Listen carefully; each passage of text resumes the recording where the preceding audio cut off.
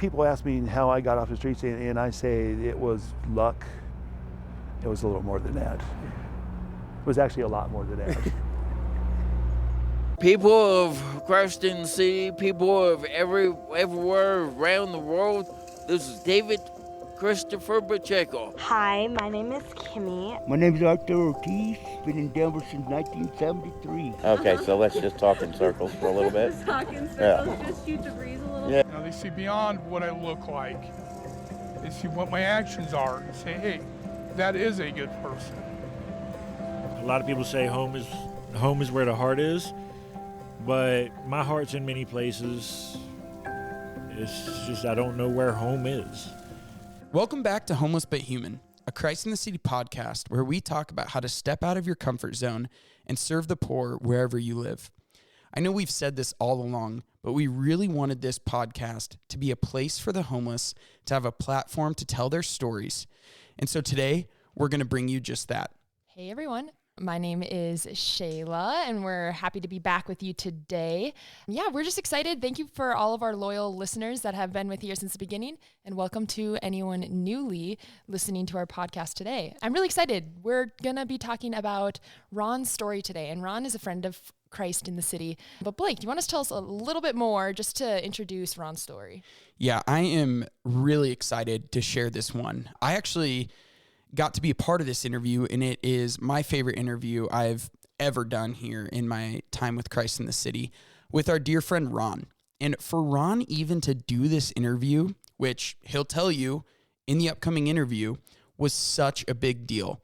Because like he shares, when he first met the missionaries, he didn't want anything to do with people, not us, just human beings, anyone other than himself. Wow. Fun fact, my wife Kelly is actually the first missionary he talks about who met him, and their friendship has continued over the years and is truly beautiful. They're still in regular contact. Nice. Yeah, I'm very excited, Blake. We can't wait for you all to hear Ron's story today and the crazy and powerful ways that God has worked in his life and kind of the little piece that Christ in the City got to play in it. But yeah, let's get right to it. And how about we listen to Ron's story? So this is the story. My first day, literally the first day, I had 2 bags with me. And I knew I was going to Cheeseman Park. I knew I was going to Cheeseman Park. Yeah. That's all I knew for the first night. And so I took the bus down here and got off on the mall and walked around for a while. And then finally I headed toward Cheeseman Park. Out of all the ways I could go, I walked by the network. And for some reason, I went back. And I stood in front of the network again like this. Yeah. And I did this 3 or 4 times. So finally, a person sitting at the step says, you can come in. And I was newly homeless. I had no idea. So I went in and found out it was a homeless coffee shop. And they said, well, how long have you been homeless? Oh, as a matter of fact, this is my first day. And so I had a cup of coffee and hung out till they closed. And they told me, tomorrow morning, go to 8:50. You can have a breakfast and a shower. And of course, so that's what I did next morning. I went to Cheeseman Park. I slept underneath a tree my first night. Great tree. It was a great place. And I went to 8:50 the next morning, and from there, I always knew I had that, and so I hung out there for a while. And just by being around, you learn different things. I never ever was dirty. I don't know if you ever saw me ever on the streets. You're on the streets 1 year, right? Exactly 1 year. Yeah.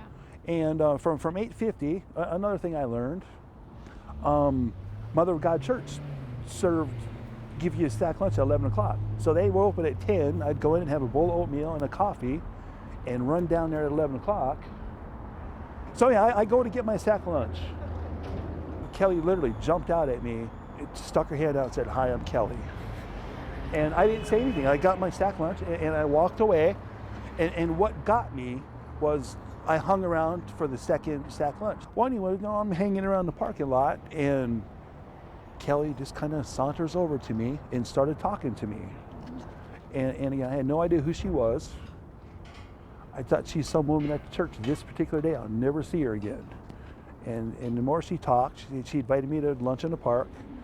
And I knew about it. It's like, Kelly, I'm not going. I don't like people. I don't want anything to do with it. But for some reason, I went. What do you think it was about the missionaries? Like, because you didn't, like you said, you didn't really want to be around people. No, and that was a big joke. And I was serious back then. Oh, and Abby, I've come a long way. I've come a long way. I admit that. And Kelly can attest to that. And you heard me more. I'm never going to become Catholic. Yeah. Never. Catholics are nuts. All this kind of stuff.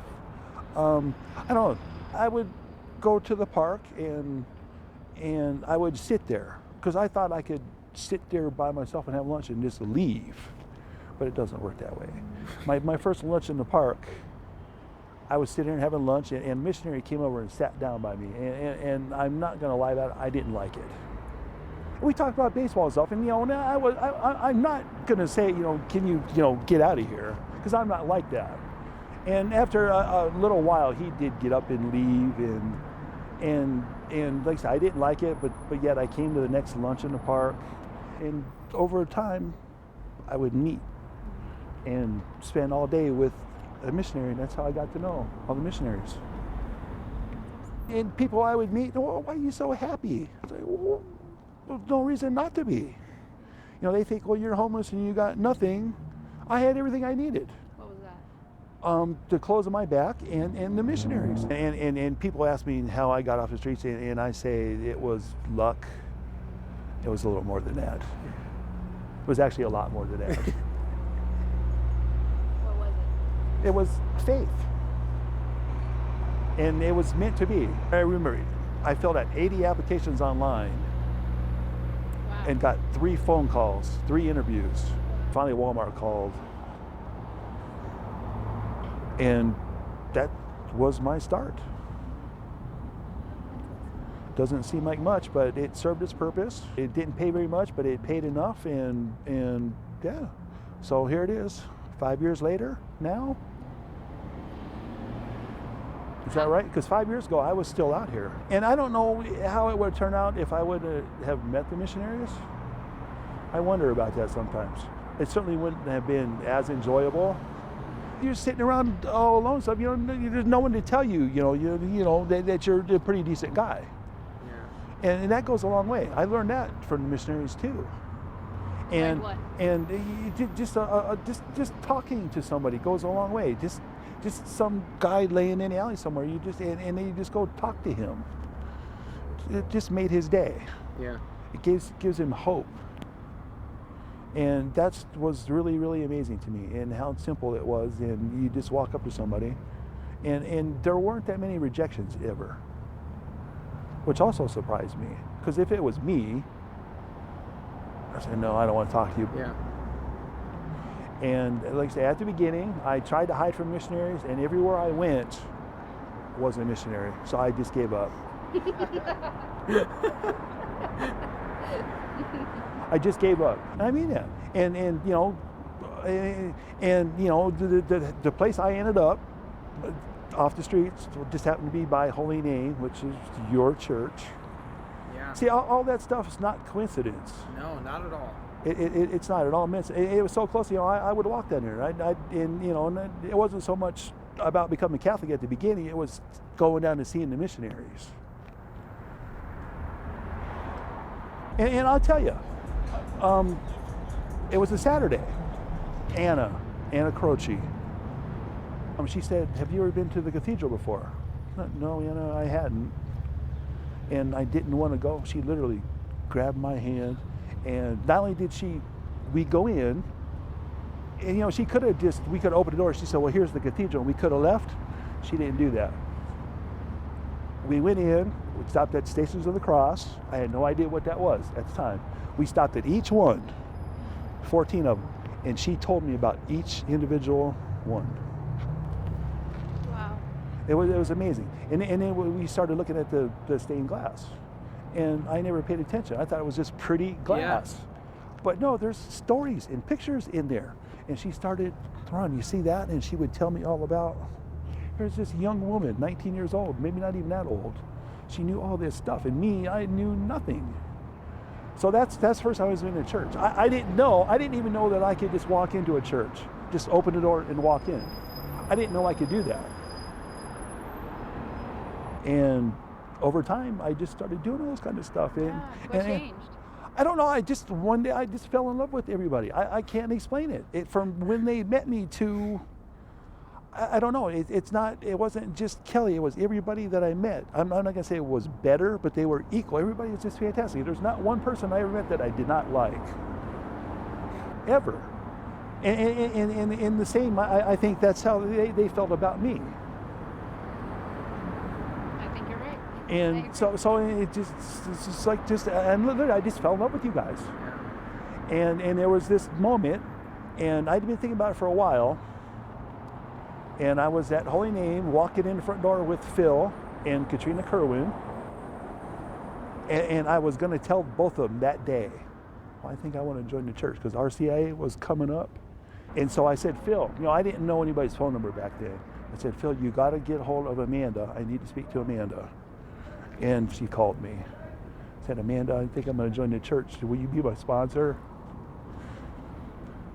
And even though she was in Nebraska, she literally just fainted. I could tell over the phone. She was just so thrilled. The Easter Vigil, when I got accepted to the church or entered church, whatever you want to say, was the best one that there will ever be. just so you know that. I was there. Were you there? Yeah. It was the best one you ever been to. And I'm not saying because I was there, because that's not the real reason. It was magical and fantastic, and all of these words that I could never, they always told me through RCIA, being baptized at a later age is better than when you're young and don't remember. I'll never forget it. And, having no religious background at all, I didn't know any of this stuff was possible. And and becoming homeless was like the best thing that ever happened to me. And I mean that. I know you don't hear many people say that. It's the best thing that ever happened to me. Why? It changed my life. I would work, and I drank a lot back then, and that's what I would do. I would drink and work, and that wasn't good for me. And I would never talk to anybody. And I wondered where I would be right now if I didn't become homeless. Dead, maybe? Yeah. I was certainly going down the wrong, path. Why do you think it was the best thing that ever happened to you? Because look at me now. I mean, I'm certainly not rich, but I'm better off than I was before. I know all of you and all these missionaries, and that means the world to me. I'm not afraid to call somebody up and talk to them or ask for help like I used to be. I don't have any family of my own. I lost my family a long time ago. And I'm this loner introvert type, and I admit that. And I thought I'd be like that forever. But look at you now. Thanks for sharing, Ron. And there you go. How was that? Ronald! See, and I would never do this either. I would never do this. I would never do this either. Thank you, Ron. But I love you guys. I do. Yeah. And I would never say that before either. I honestly wouldn't. So thank you. Absolutely, for what you do and who you are. And you guys will get edited out later. Or maybe not. What an interview. I'm just, wow. That was amazing. It is unreal. How can you, man, I just have so many questions. Oh, yeah. Because for everyone listening, I have actually never met Ron myself, but Blake, you got to know him for that whole time he was here. Is that correct? Well, Kelly met him before I even became a missionary. Gotcha. So we've known Ron for 8 years now. Mm-hmm. And when I showed up, Ron was already a regular at Lunch in the Park. Gotcha. Okay. But at that point, he was still, nope, you can't ever record me. Don't ever take my picture, please. And we were so respectful of that. Totally. And still a little he wouldn't go out of his way to meet the missionaries. But now when you see Ron interact with our missionaries, he's introducing the homeless to the missionaries. Oh, nice. He's introducing himself to our new missionaries or new volunteers. I mean, he's just completely embraced. I mean, he is a friend of Christ in the city. Right.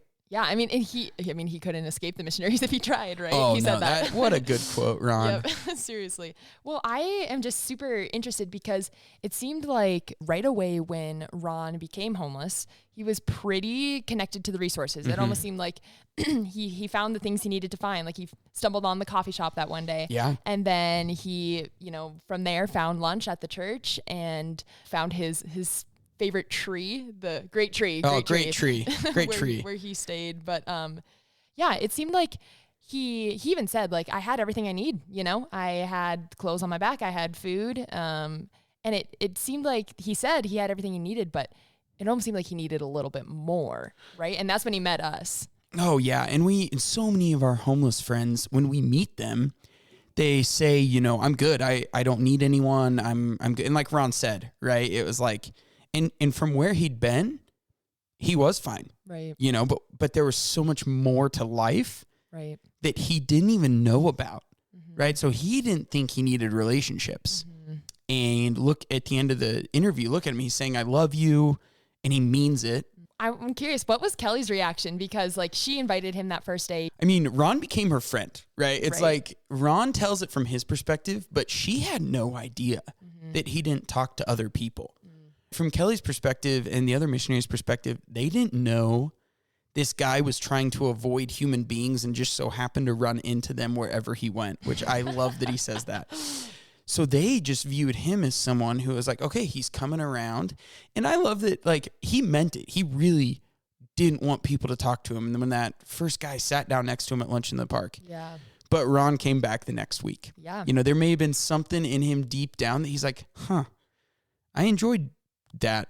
Yeah. I think, I don't know did I enjoy that? You could hear him saying it. It's just, yeah. And so for her and the other missionaries, I mean, it is truly, we encounter so many of those people on the streets right. who are truly just a little jaded, a little huge walls, right? That are, you got to work around, but also when you see the face of Christ in that person, there's just so much more that can blossom, right? Like Ron truly, like a new man from where he was to where he is now. Right. And all it took was just a simple invite. It was just Kelly inviting him to lunch, like come meet us at lunch in the park. And it's just so simple. Our ministry, it can be simplified down to just like that simple invite to come deeper, to grow a relationship with us, to really even just come for a bite of food. You might not have to talk to anyone, but if you come, you might want to come back again, and then you might want to come back again.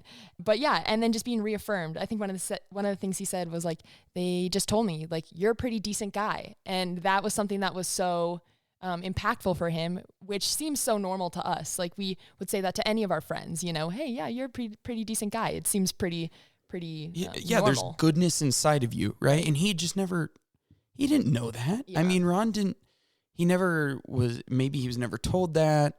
And he knows he didn't believe it. He said that, right? And he just started to believe it. Right. And I mean, when he said, during that interview, when Ron said, being homeless is the best thing that ever happened to me, we were like, oh, whoa, where is he going with that? Right. But when he says then of like, well, I wouldn't have met you guys, right? I wouldn't have met you guys. I wouldn't have this life I have now. Right. And it's just one of those moments where just as he's saying that, I'm like, rock bottom saved Ron. Yeah. Like the path he was on, like if he would not have hit a rock bottom, truly he said he may be dead. Right. But it's amazing that when we're at our lowest, like he was, for the first time willing to talk to a stranger, Kelly, or the people at lunch in the park. Yeah. And it's just, looking back, hearing him say that, it's like, maybe his walls were just broken. Yeah. For the first time, and that's what allowed, like that rock bottom made him realize, well, might as well try something new. Wow. And we have so much of that in ourselves, right? We want to hide and we think we're doing well. And like he said, he just worked and drank. And we get into this routine of lives and then we hit a rock bottom or something like a seismic change in our lives. Like Ron, he ends up homeless. Right. And guess what? He's interested in maybe going to a lunch in the park and being around human beings for the first time. Yeah. No, I think it's so beautiful. You can just see that like the Spirit just kind of working through him and just like leading him to us, but ultimately leading him deeper into relationship with God. And it's just so cool. I love it that the missionaries were able to be there to walk with him, to meet him, and to like help him in this process. And then he enters the church. Like that's insane. That is like the ultimate glory story. He still can't believe it happened. Yeah. Were the missionaries just so ecstatic when that was happening? Do you It remember? was one of those natural progressions. Okay. But at the same time, it was absolutely a celebration. Like just Totally. people were so overjoyed, especially Amanda. I mean, she wasn't even in the state when they told her. Yeah. But when- Ron knows she fainted. Oh, she fainted. Amanda fainted. Right. And yeah, and it was just one where with him, I mean, hearing the power of that Easter vigil, he said, like that was the best one there'll ever be. Yeah. And he's convicted of that. He's convicted. And you know what? I believe him. Yeah. I, honestly, in his life, absolutely, that's the best one there'll ever be. And, there's so many missionaries and alumni around. And our chaplain was the one who actually, held that Easter vigil. And Ron was a regular presence at Sunday Mass, at Holy Name, like every week. We knew where he was going to be, where he was going to sit. Yeah. He'd come over for coffee and donuts. Can you believe that? Ron came over for coffee and donuts every week and would stay for hours. Yeah. It's just the change of heart. Yeah. And to think that he didn't even know he could enter into a church. He didn't even know he could just walk in. And then Anna, right? That missionary, she just showed him the Stations of the Cross. So simple.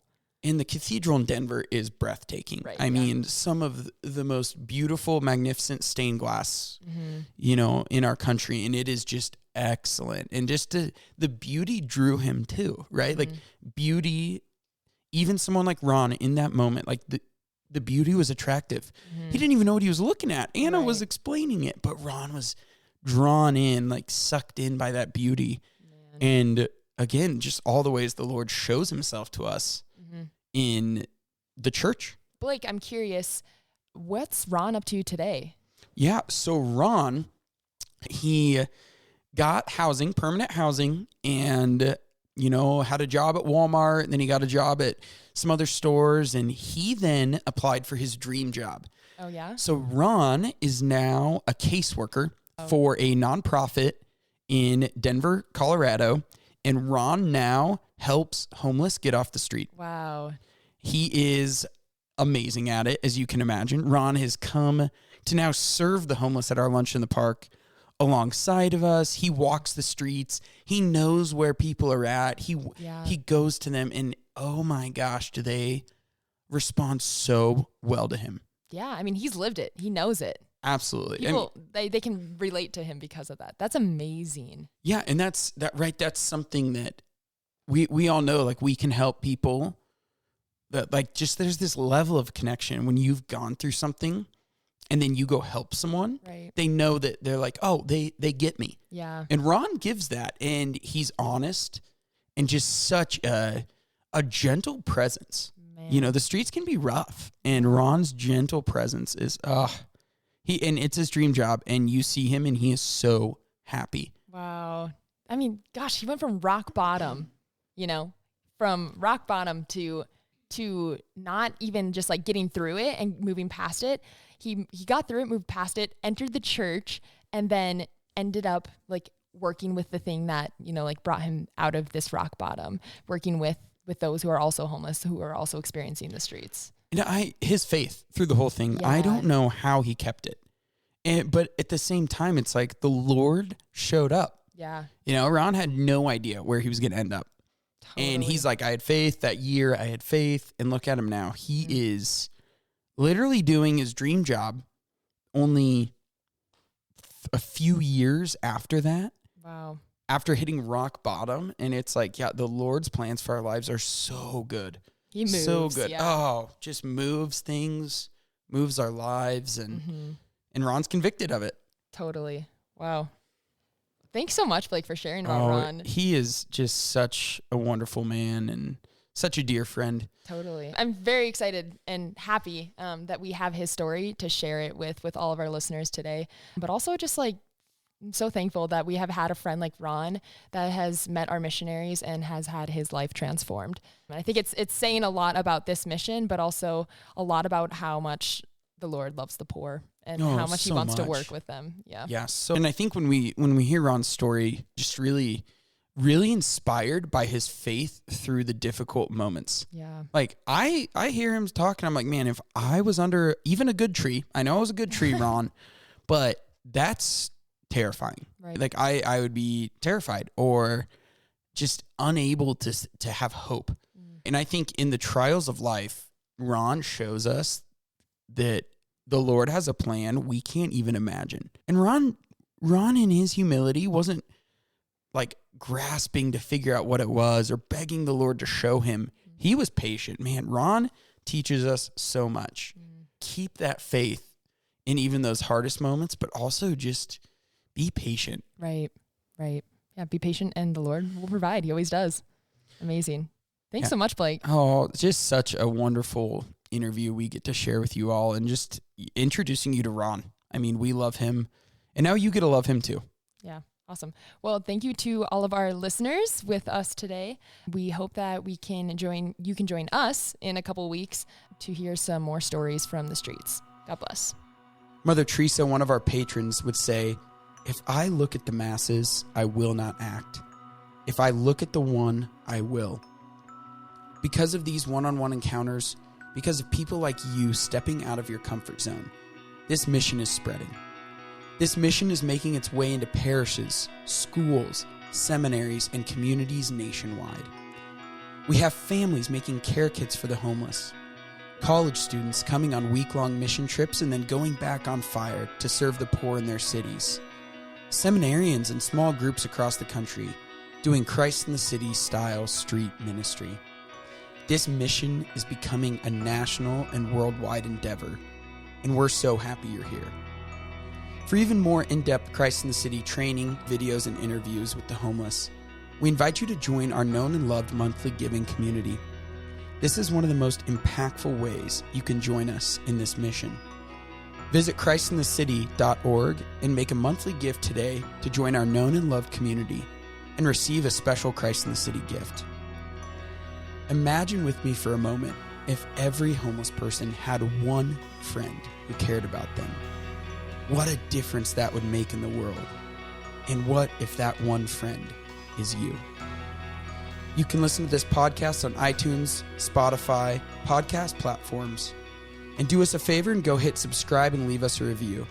Again, check us out more at christinthecity.org. God bless you.